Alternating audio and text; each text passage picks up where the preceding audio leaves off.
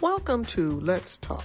Here we will focus on the hustle, the juggle, and everyday struggle of small business. About their everyday struggles, stresses, and ways they have been able to overcome the challenges of running their business. We welcome questions and comments, so please feel free to email us at admin@PlemonsCPA.com. We hope you enjoy, and above all, we hope it helps.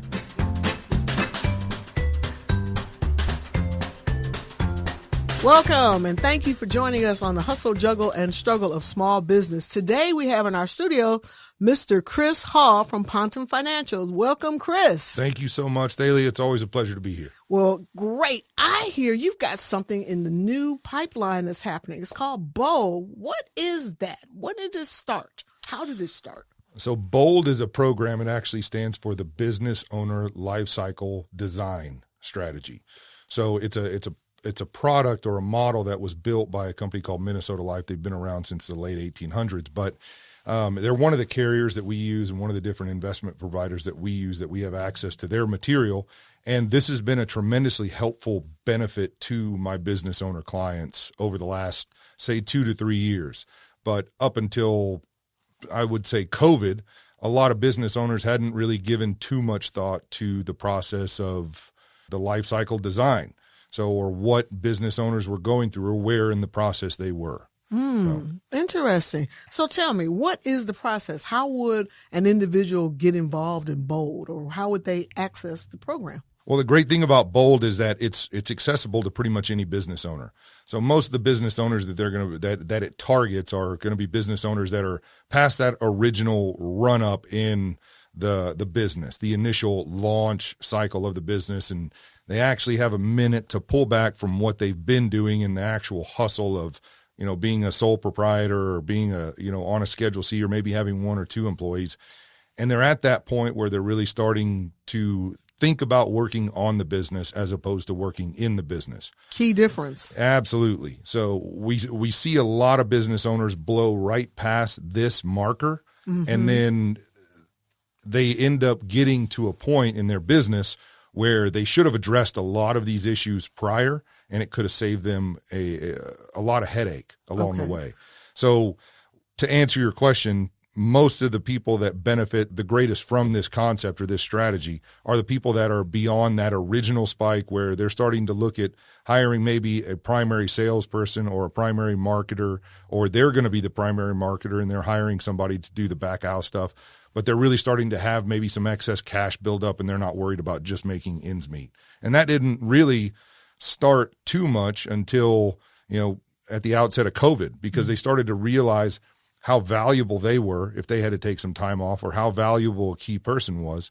And then on top of that, the other thing that they started to realize was, hey, we need to scale. So the businesses that have survived COVID have done extremely well, and some of them have had to adapt or modify themselves, or some have closed up shop and become something completely different. Pivot, yes, that has been the hot word as of late since COVID.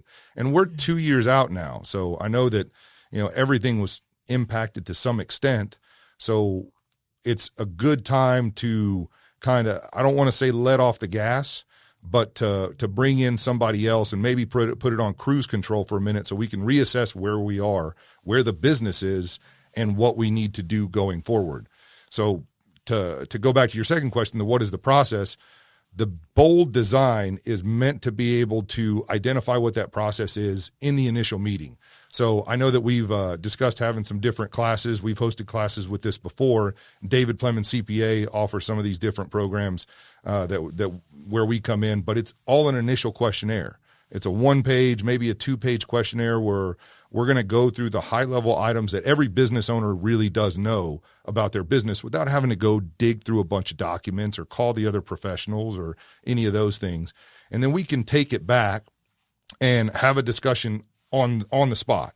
So you don't have to wait for a callback. You don't have to email. You don't have to put your information in. You don't have to wait for a packet. It's at that moment we can have a conversation about what you're looking to do with the business and where we need to go.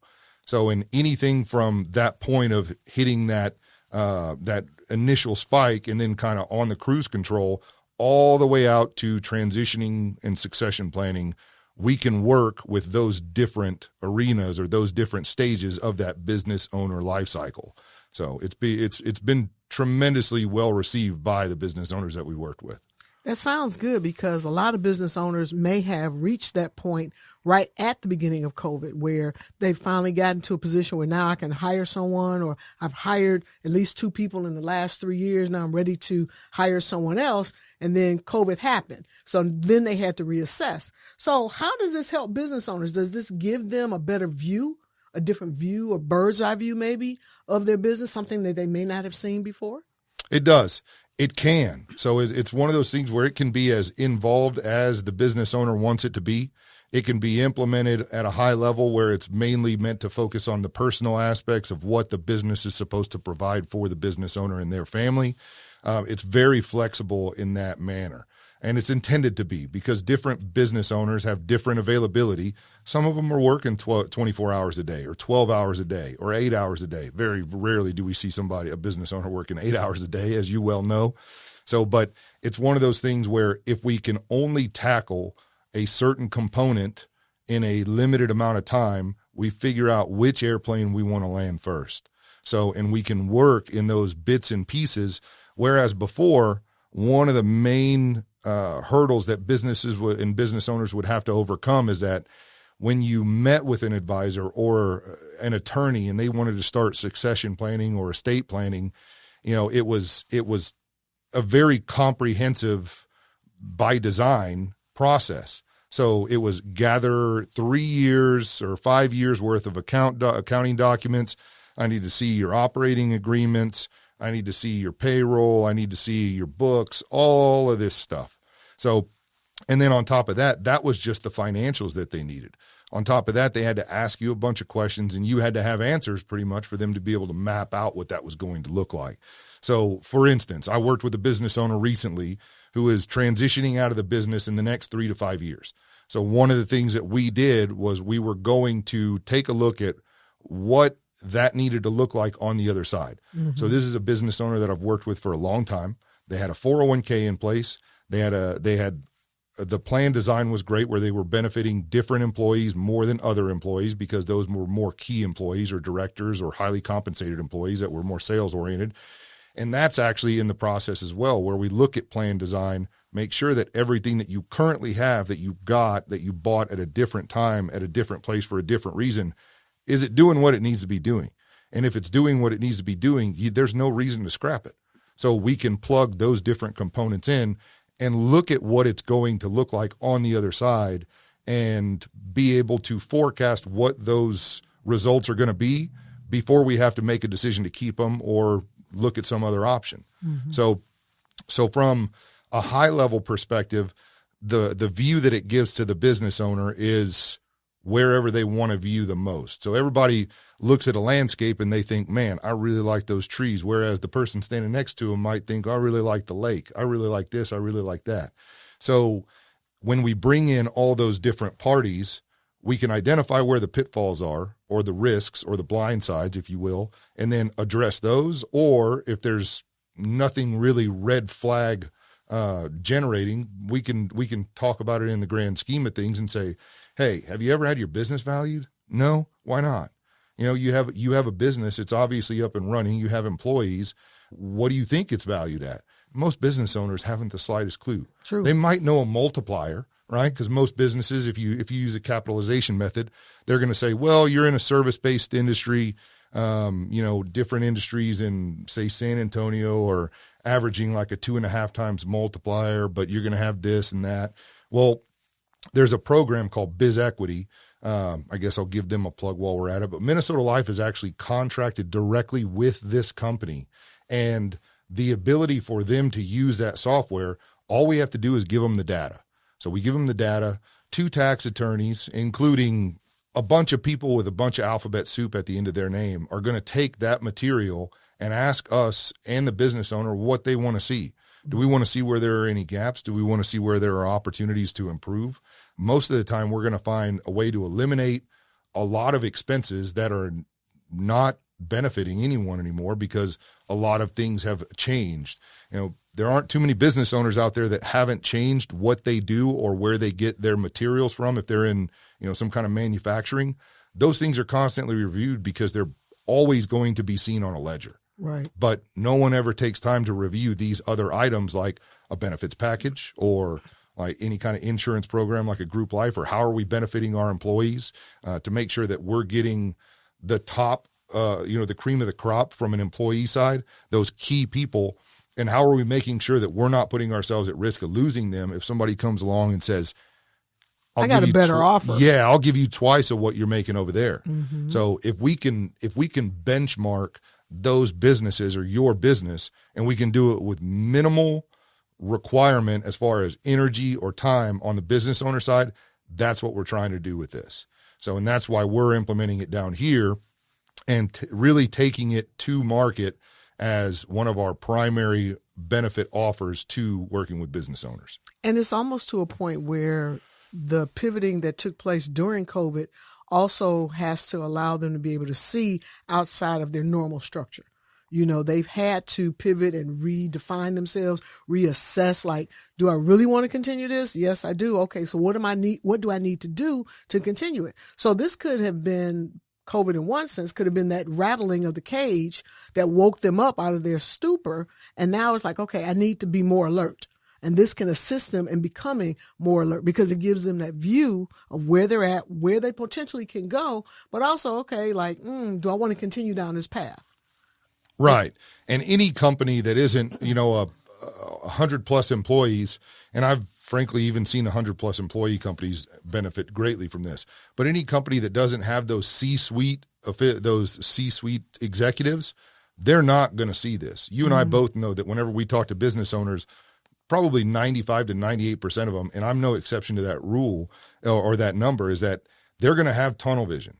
They're good at a particular skill set, and whether or not they have brought in those individuals that we've talked about in the past through the Power Five, whether or not they have those people collaborating on a regular basis, their whole dynamic has shifted, whether it was COVID or whether it should have happened 10 years prior to COVID, but COVID, like you said, rattled their cage, or something happened, and there's always going to be that pain point, that traumatic event, or whatever it may be. Maybe it's the loss of a loved one, or maybe it's just, they don't want to do this anymore.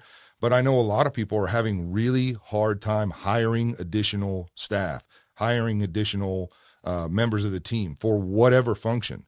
Restaurants are going through it right now, manufacturing, anything in a service-oriented business is going through this process right now where they're wondering what they're going to have to do. And statistically, wage growth hasn't been increasing. So we have inflation ticking up.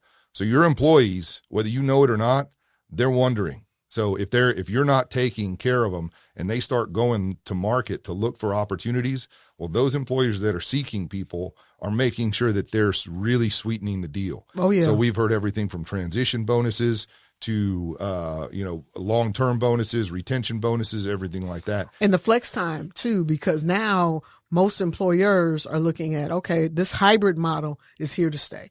How much of the hybrid model we want to implement is the thing. Do we want to make it mandatory that they come in once a week? If we do, what day? If we don't, okay, we just want you to show up. Or either, okay, if you're at home, we need to be expecting this from you. So it becomes, like you say, if those employees are disgruntled or not real happy, not being patted on the back or receiving the accolades, they could literally be out there looking, and there are people looking for them. Well, and think about it from this standpoint too.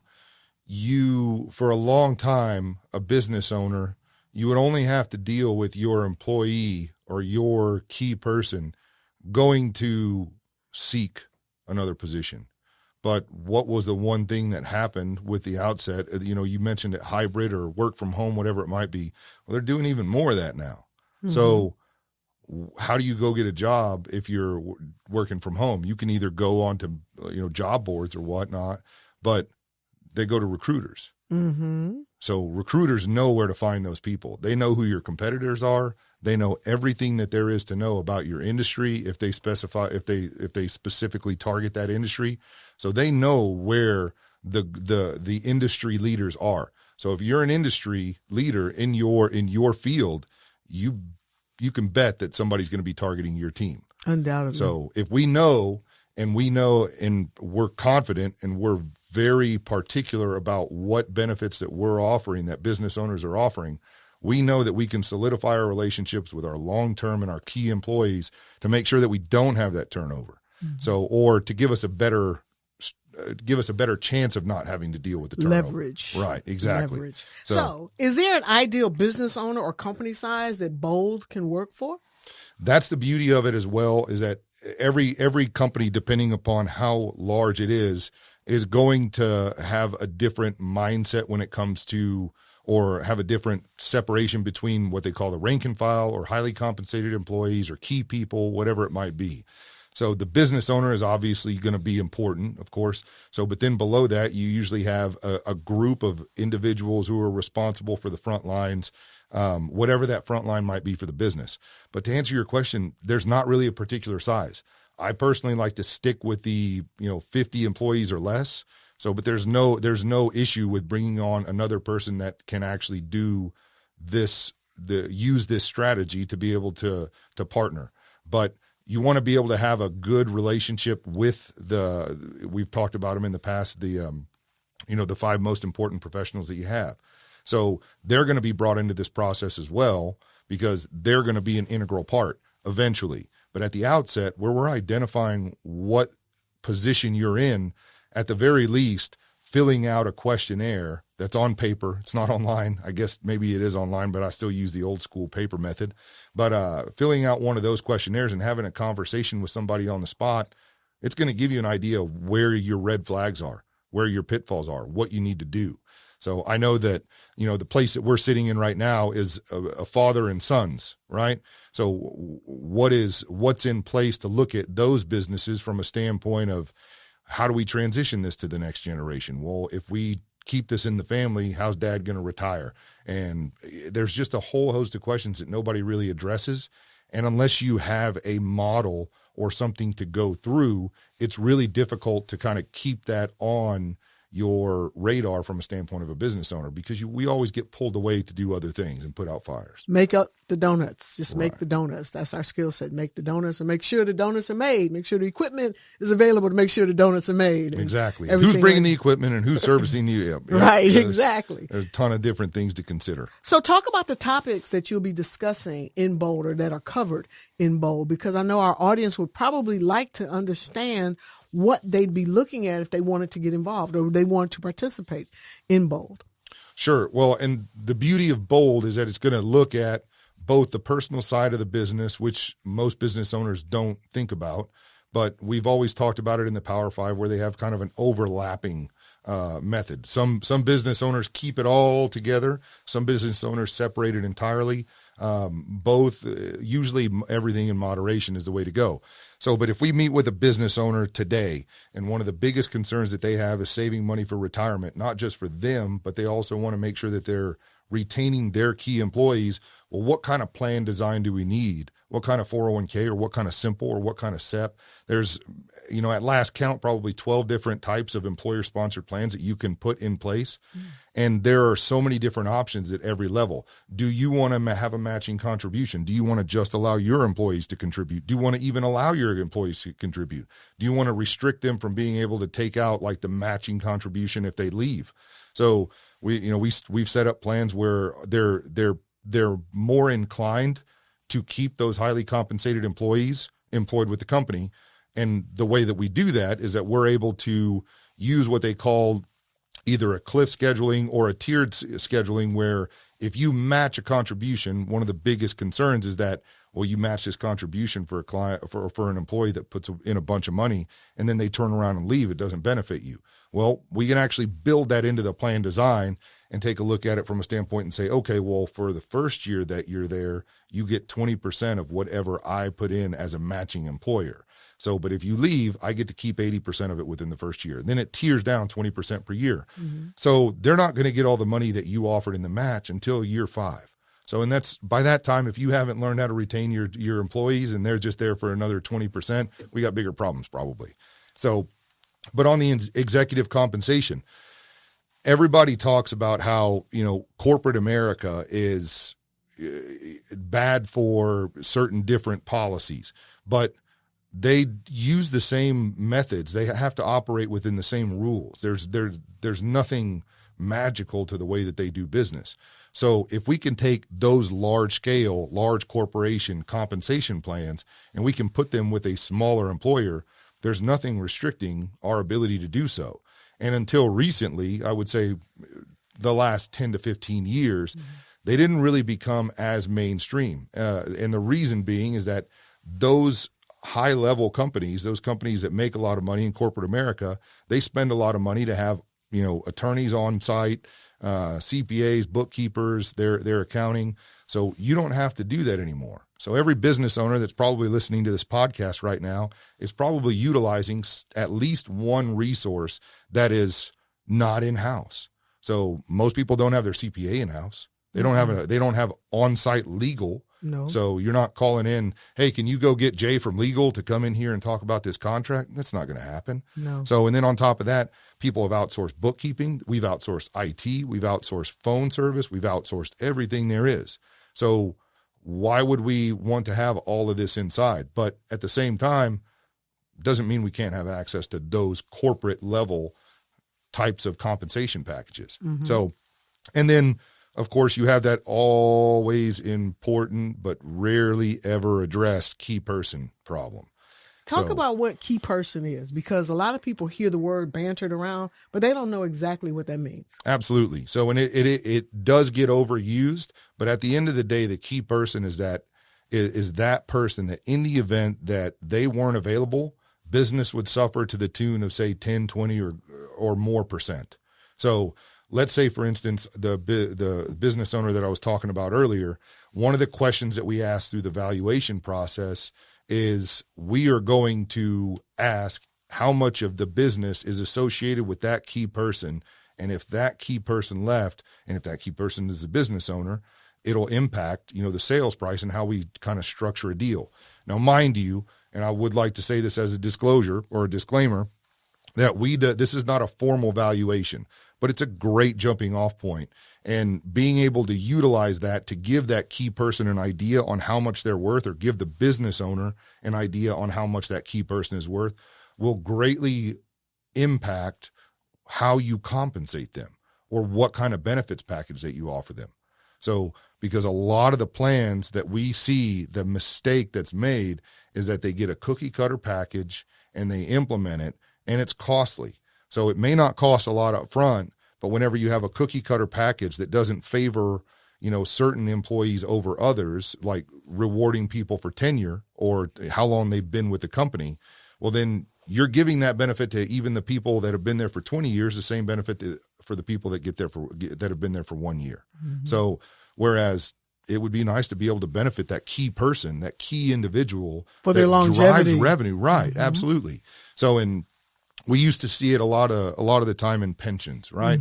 So many companies have done away with pensions, but now they have different programs. They still have defined benefit, which is similar to a pension. It's almost the exact same thing. But then they have a cash balance option. But then they also have personally funded pensions, different things like, contracts with an insurance company where they'll give you a lifetime payout, but it's not the burden of the business owner or the owner of the companies or the shareholders of the company. It's actually the responsibility of the insurance company. And the beauty behind that is, one, the insurance company is most likely a lot more solvent. The company that we mentioned earlier has been around since, I think, the 1890s.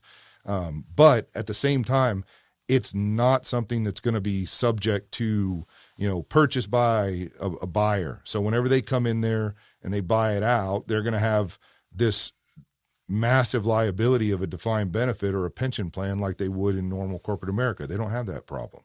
So, and if that key person or that business owner decides to sell the company, well, that plan sticks with them, with the person who owns it technically. So, but you can still get a lot of the same benefits like the tax breaks, different things along those lines. Of course, if it's structured correctly, we bring in a CPA, an attorney, and all those different people. There's no little disclaimer. Wow. Wow. But It sounds really good because I know, as I mentioned earlier, a lot of business owners are starting to think outside the box.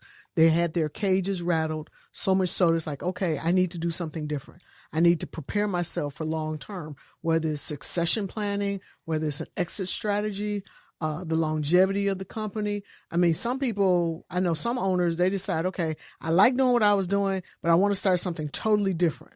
How can they meld together, or do they become separate silos and maybe just be under one umbrella? So this program has the potential to give them that clarity and direction for both of them as separate silos, or, like you say, when you do that assessment, can help them better understand, well, yeah, I want this one to do this and I want this one to do that, but the end goal is for us to reach this. Right.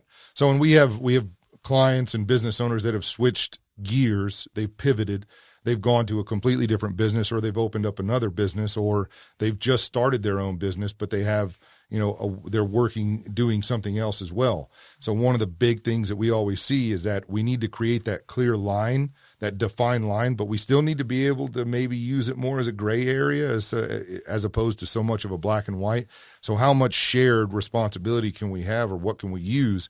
And then at the same time, can we benefit some of the other people from the new the new business or the new asset, and be able to do something completely separate but still have it available over here if we need it?